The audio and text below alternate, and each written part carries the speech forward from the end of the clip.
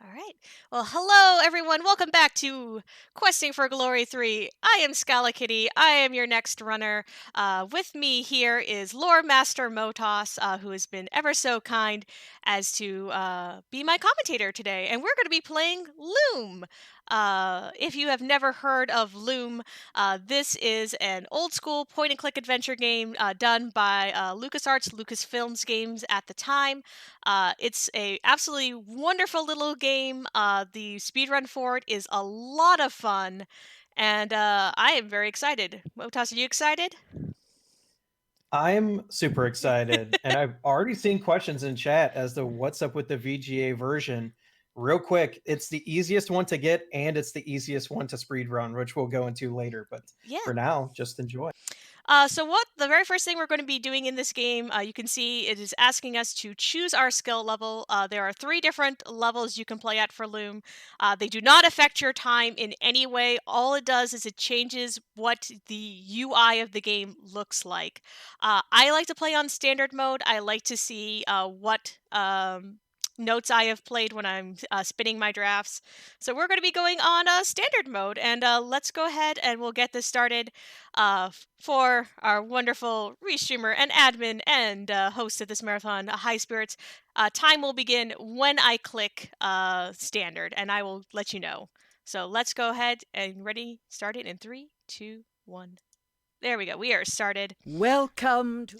So this is Loom. We are going to be skipping over all of the cutscenes in this game. So we'll be doing our best to give you lore updates. But let's start with the most important lore update at all. Chat, this is our hero, Bobbin Threadbare. It is his birthday. So could everyone please wish Bobbin a happy birthday in chat? We like to do that at the beginning of any Loom marathon runs. You have to wish him a happy birthday now because his birthday is just downhill from now on. Yes. This is as good as Bobbin's birthday gets. We have this little walk at the beginning so we can kind of tell a bit more about the story of this game. So Loom is set during the age of the Great Guilds. I think it's like thousands of years in the future from where we are. There's been several tragedies for humanity.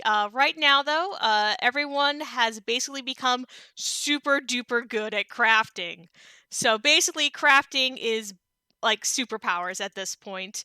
Bobbin is part of the Guild of Weavers. Not only do they weave cloth, they basically can reweave reality with their skills. At the very beginning of the game, Bobbin has essentially been called down to the principal's office, down to the elders, who are not happy with him. And so this sort of It's heavier than it looks. parent-teacher meeting gets broken up by his swan mom. And everyone has been turned into swans, including Bobbin's adopted grandmother, Hetchel. She was that egg there we had to open up. She is now a small black signet, and throughout the course of the story, she will be giving Bobbin advice or helping him out behind the scenes, which we will just steamroll over. But essentially, she has tasked him with leaving the island of Loom and going out into the world to investigate what is happening. And so that's kind of where we start with this story. So we're just going to be going around the island. We have a number of puzzles we need to solve. And we do that with Bobbin's distaff. So you can see that sort of large magical casting staff he has there. With that, that is how we we weave our drafts. So drafts is the name of the different spells in this game. All the spells are made up of musical notes. There are 3 different ways you can cast your notes in the game. You can either there are 2 ways to type. You can type via typing out the note letters themselves. You can type via the QWERTY line on the top of your keyboard, or you can actually click either the notes or the distaff itself to cast.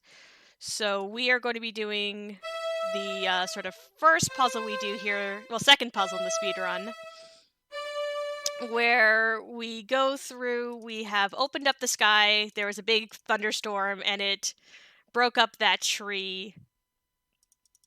And that tree is going to be our boat for leaving the island of Loom. And we'll go ahead. We're going to go collect our second draft of the game. Do you want to talk a little bit, Motas, about how the draft lists of this game work? Sure. And now that we have the distaff, you can see the music staff underneath. If you go up in the difficulties, it just removes more elements. So on standard, you won't have the actual music notes, but it will still play on the sections of your distaff when you hear a song. And then on the top at level expert, it doesn't show you. When you hear a song, you just have to hear it literally with your ears and know what the notes are. But as far as the draft lists, that's part of the reason why we're playing the VGA version, because in the VGA version, there are presets song lists.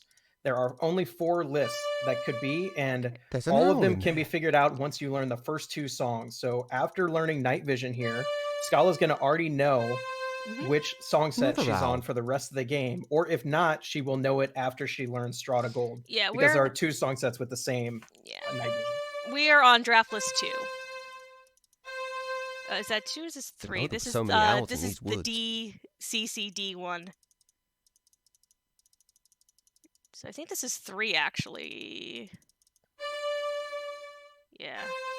You're going to see me just hop out of the game for 1 second. All the holes are full now. I am just going to be pulling up. I have a one of the things I've made as a resource for this game is a web page where you can just pull up your entire draft list. It'll come up as either the notes or as the QWERTY version, just so that way you can easily know exactly what your entire draft list is, and it'll be formatted in whichever format you prefer. So we indeed are on draft list 3. Wonderful. I can't. Right. And the cool thing about this is you can take songs in this game, and if it's a song that can be played backwards, like it's not a palindrome, you will do the opposite action that it's supposed to do. So right now, Scala's about to learn straw to gold, but she's actually going to play it backwards and turn this gold to straw, because you can stay closer to the door this way. It's a little faster. iCrowl's asking if any draft list is better than any other. It's personal preference, but personally, Scala and I both think that draft lists 1 and 2 are the easiest. Yeah. Draft list 1 is pretty much my favorite. That's the one I usually am able to PB on. But that's just part of the game. This is like the one RNG part of the game, is what your draft list is. You have absolutely no control over what it is, so you just kind of have to roll with it. Grass green. I hate that colour. So this is the last draft that we have to learn before leaving the island. So this is die. And we're going to be very careful about where we step. Colour changed. That's right. There is actually a soft log here because Scala has to learn the F note. Once you learn all the possible drafts on Loom Island, you get the F note, which is going to let you play the twist draft to actually escape later. But if you walk out of the door of that tent before you learn the F note, you never learn it and therefore are stuck here. Yep. Motas, you're the one who found out about that soft lock. Yeah, that was a rude wake-up call in a practice run. So we have successfully learned a bunch of drafts. We now get to leave the island. So we're going to hop on our sort of boat canoe that we tree boat, and we're going to go ahead and hop off the island. So we have this big old twister here. We do have to listen to it once, and then we're going to play its song backwards to it. Yeah, and believe it or not, there's actually not any way to lose this game. I think that's close. As long as you can soft lock yourself if like you pick up the game later and forgot a song that you needed, but there's actually no way. There's no like game overs. Yeah. Well, so very forgiving as far as old school point and click adventure games go. I admit when I do like save files for like practicing, I always note which draft list I'm on so I don't forget. Right. I mean, if you compare it to like the Sierra point and click games where there's a lot of ways to get a game over in those. As for why there was gold actually gold doesn't really matter at all to the Weavers. It was mainly just because of the whole old school Rumpelstiltskin myth about spitting straw into gold. They just decided to include that in this game. So So those are the shepherds. They were mean and they hazed Bobbin, and we actually had to go and do that cutscene, just because we need to get their invisibility spell. We actually didn't have to listen to them play it. Just by being over there and having done that little short sequence, we now have that spell. Also, I like to joke that a lot of this game is me just kind of yelling at Bobbin as if he was my cat. Because Bobbin, we can kind of click where we would like him to go. Sometimes he listens most of the time, and sometimes he doesn't. So if he ever is sort of, I feel, not going where I need him to go, I will probably just be like, Bobbin, Bobbin. So look forward to that. Okay, so this is why we needed. Oh, go ahead, Motas. And we're coming here because we need to look at an orb that's going to look into the future and have us watch ourselves cast the terror draft. So we have kind of like a bootstrap paradox here, but we have another example. This is the Glassmakers Guild, and they become so good at glass making that they can like teleport you and make stones that see into the future. And this guy that we just saw and skipped the conversation is actually Bishop Mandible, who's kind of the midway villain of this game, who wants to be able to see in the future for some unknown reason. He's hired the Glassmakers. And we gotta go by these two bros, Bishop Mandible cuts which quite you could a just figure, listen to doesn't them he? just like I don't doubt spill that the tea Crucible for like a getting tired while, of but balancing. we don't have time Why for that would the today. clerics want a scrying sphere Also, I have now anyway? nicknamed this method of transportation the Bellevator. So here's Orb, and this is also my handbrake, because we have to watch this whole cutscene. I can't skip it.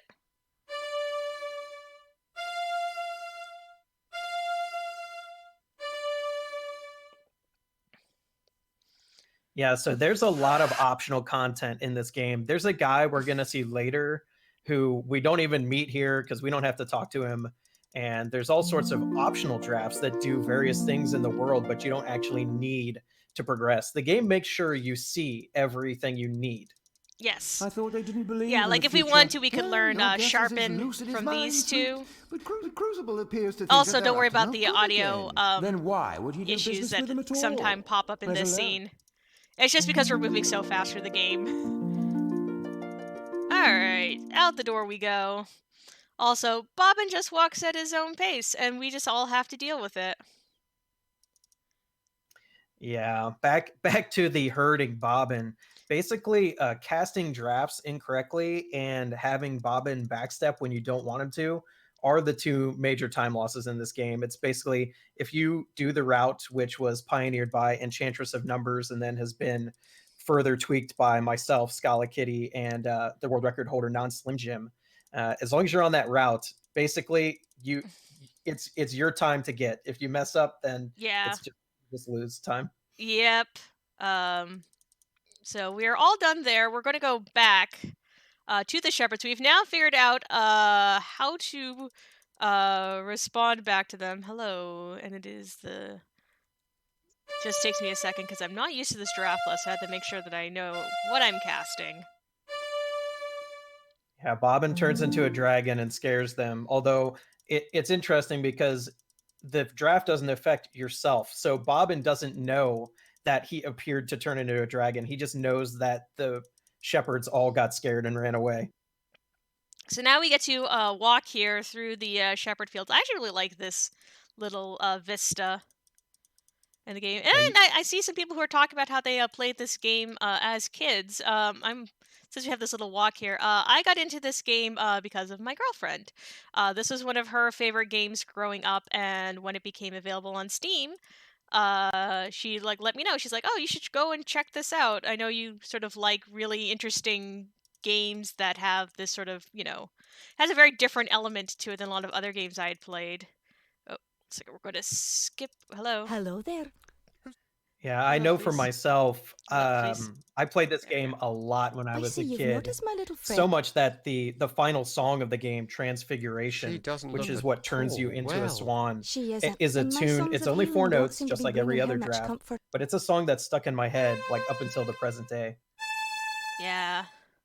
And when Motas and I, when we met at this year's RPG Limit Break, we sort of I wish I were got better to with them. talking, and he was talking to me that, oh, you can speedrun The Loom. flock is out to pasture. And I was You'll like, find really? them there. I'd never Go even forth, thought wizard, of it. and may you return And safely then to our he fold. basically just sort of sat down with me, and I learned the speed run. And that's pretty much like the whole story. Then I just have been running it since. I recently got my sub 26, which I'm really proud of. And Peace was I hope to do better in the future. All right, Chad. Everybody get your screams and ahs ready Time for for this. screaming. we do like to let you know when it is happening.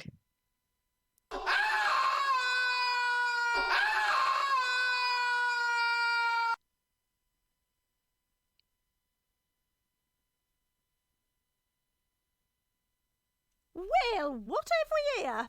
Oh, that's what comes of being in such a blazing hurry, I guess. I thought you looked a Welcome bit to also scrawny. one of the Why, MVP you'd voice hardly make acted a characters decent in this kindling. game. This dragon is top tier.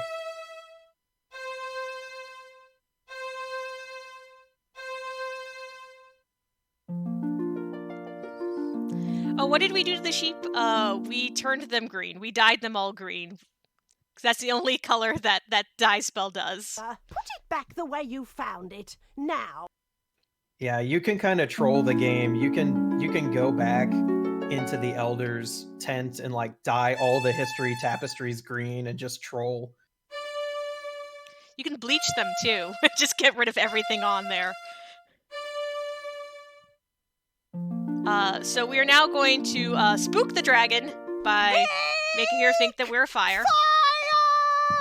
Somehow there actually is a fire, You though? haven't heard the last of me, you This is cheeky where brat. you can see optional ways, because the way the game intends for you to do that is to put her to sleep, so her own fire sets it off.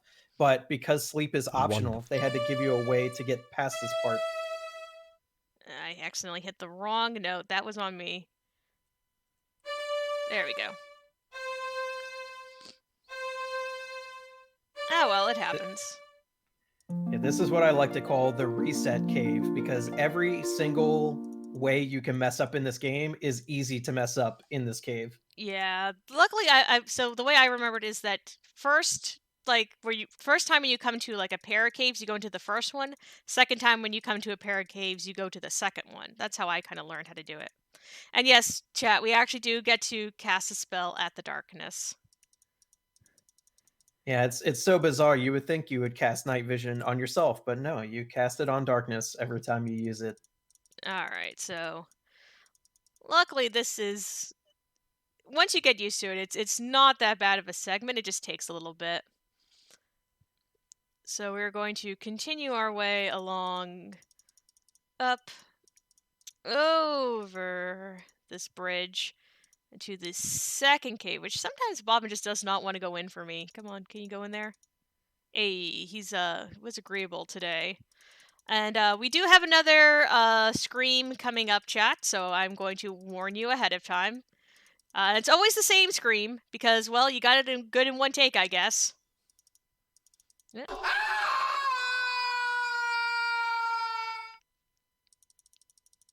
Guess I won't be going back that way.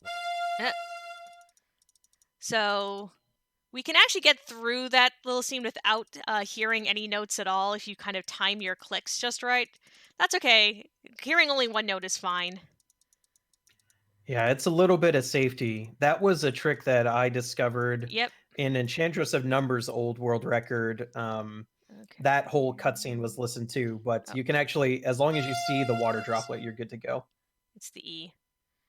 This is like the one, like I think that I don't like this one because this is like the hardest of the twist spells, because it's actually like it's actually like multiple things, rather than like most of them are only like 2 notes that you have to like just play in a certain order. So that's gonna be fun for later. Ha ha ha. But we got ourselves the reflect draft from there. So we're going to continue our way down the stairs. And we're going to go talk to Rusty down here, who is making some really, really questionable life choices. okay, so it is for this one, it is R. Yeah, so we're not going to get to learn too much about Rusty because we're skipping everything about him. But long story short, he's the foreman's son. He's kind of lazy. I think his direct superior kind of gets a little testy with him, but also like he was sent out to find firewood, and there's really not any left. So it's really not his fault he fell asleep in the middle of nowhere, right? Yeah, I mean, just hanging out in graveyards, taking naps around strangers, totally, absolutely perfect life choices. Anyway, so we put on our best Rusty cosplay here, and we're going to go ahead and sneak into the forge. Hello, young nailbender. Yeah, identity theft is fine, but remember that because there was an angry dragon who was angry at Bobbin, and now Rusty looks like Bobbin, so there might be consequences to our actions. Also, sorry y'all for the absolutely worst screen in the game. Like, they took out like all like the nice music that was in this game, but they left in this scene with all the hammering forever. But I'll do my best to get through it as quickly as we can.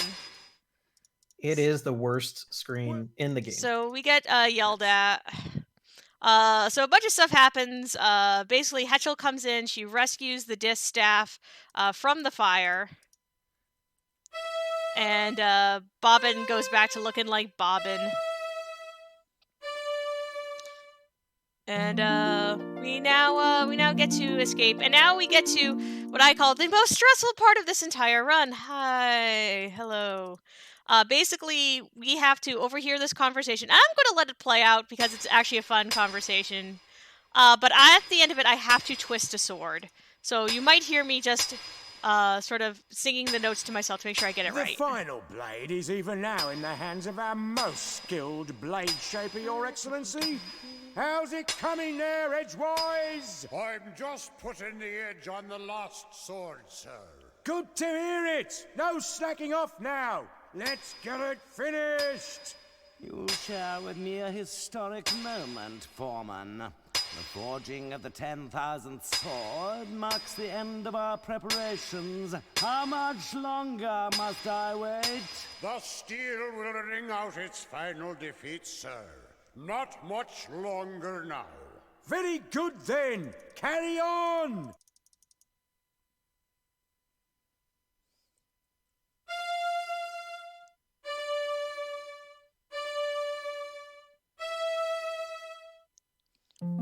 Alright. So that is very stressful because if you screw that up, you then have to Locked. re-listen to a whole extra conversation, and you lose like a bunch of time. Yeah, and this fella here, whose full title is Archbishop Mandible, Trans-Ultimate Apostle of the Anti-Secular Conclave of Clerics, it's actually kind of smart. He goads you into opening the cage, but with that, he learned the open draft from you, and he's about to open a graveyard, seem to hold which on to ends up this thing. not being a great decision. So very quick lore update for everything that just happened there from this entire sequence, because we skipped everything. Also Scream. So in that whole sequence, let's see. We killed a man. We killed Cobb there by having him look at Bobbin's face. Don't do that. He was sucked into whatever exists within. Whatever, for reasons. After that, Mandible then tore open reality by and has killed a whole bunch of people, released ancient and terrible evil named Chaos. So we're now going around and sort of seeing the results of that. Also, Rusty died earlier, but that's okay. We're going to fix it with a little necromancy. You know how that is. You know, we all went to college, right? We've all had to do that. So Yeah, the heal draft is very powerful, but the heal draft is powerful. If you wait around and talk about it, it makes sense because the boundary between life and death was open, so you can bring people back. But we are going to withhold this mighty power from some people coming up to save time. Yep. It makes us save Rusty, though. We had to save Rusty, but you know what? Hey, remember all those shepherds who are jerks to us? We don't have to do anything for them. Bye. the main Shepherd Fleece is disappointed, but we have time. We have time to kill here. Yeah, no, we don't have time to kill here. We have stuff to do. And stuff to do is going to be, ignoring other people who are dying. Don't even worry about it. We never even met this character. We don't know who he is. We don't have to listen to his dying words, right? Right. Bye. There we go. And now we're done fixing all the holes in reality. So Schala's going to learn the second to last note here, the B. And Bobbin is about to learn how to walk fast. It's amazing, really. Yep. Oh, for chat who missed what I did to the sword, I twisted the sword, but then I skipped over all the cutscenes. But yes, you can twist it or you can unsharpen it. You can do either of those things. We don't learn how to sharpen and unsharpen things, so we twist it. And now we're going to very much hope that we don't talk to Bobbin's mom. Let's not talk to Mom today. Let's not do it. Let's not do it. It's a good time save if you don't talk to his mom. Hey, we did not talk to Mom today. Nice. So we're going to go in. Bobbin's mom drops a whole bunch of knowledge on us. But what we're going to do is we're just going to go ahead and go to this little final confrontation here with Chaos. And hope that this... No. Yep. Whoa. I've never actually misclicked like that before. that was a little trip there. Okay, let's actually get this done. Mind yourself. Okay. Yeah, this is like a very quick sequence of different spells that you're supposed to learn by listening to Chaos cast them, but we skipped the cutscene, so Schala's gonna unsilence Hetchel so she can keep telling you what to do. Then Chaos gets mad, turns Hetchel into a cooked poultry. A cooked goose. Yeah. So we uncook her, and then Hetchel gets killed by Chaos with the unmake spell, which it also used on the Archbishop. And we just use that to unmake the Loom, which is the source of the Weaver's power over reality. And it just kind of breaks reality. Time for High Spirits will be on the last note of Transcendence, so I'll let you know when we get there. Leaving so soon, Weaver? I was looking forward to spending more time with you. Alright, so last few notes of the game, now that we know how to actually transcend. Top tier aim from Chaos. One there second. Too. Time! We are done! So I have to note here, Schala mentioned the two control styles earlier. And Schala uses the QWERTY, which is actually way easier to cast that specific spell with, because if you do the method I do, which is using the actual letter keys, you have to hold shift to play the high C, because there's two C notes. Oh, is it sub 26? My timer broke on my end, so what was the actual time? If someone... I know Motas is watching my stream, so if someone in chat could tell me, that would actually be fantastic to know.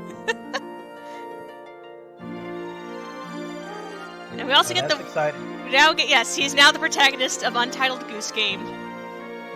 Yes, that is our new headcanon. You just become the goose from Untitled Goose Game. Hey, still sub 26! I'll take it!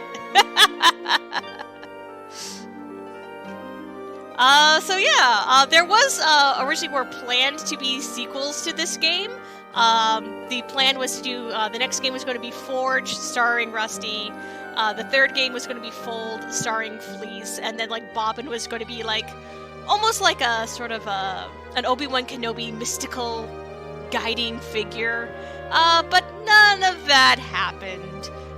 There was a fan attempt to make Forge. Unfortunately, it didn't get too far, though I think you can still play the demo. It's still out there. Anyway, thank you everyone for coming out and for just like sort of chilling with us, having this little sort of break in the marathon for Loom. It was wonderful to do so. I love running this game. It's a very fun challenge, I think. And if you are at all interested, both myself and Motas, are you still actively running Motas? I believe so, right? Yeah, I do want to try to bop non-Slim Jim at some point. I think you'll get there. I just want to be number 3. If I could be number 3, I'd be happy. So, Yeah, but we would definitely welcome any new Yes. runners. It's kind of having a little bit of a renaissance this year, so. Yes, but yeah, well, because you wrote a wonderful guide and helped bring in some more people, so yeah, if you ever have any questions, please reach out to either of us. I know HS dropped the links to my stream and to Motas's stream.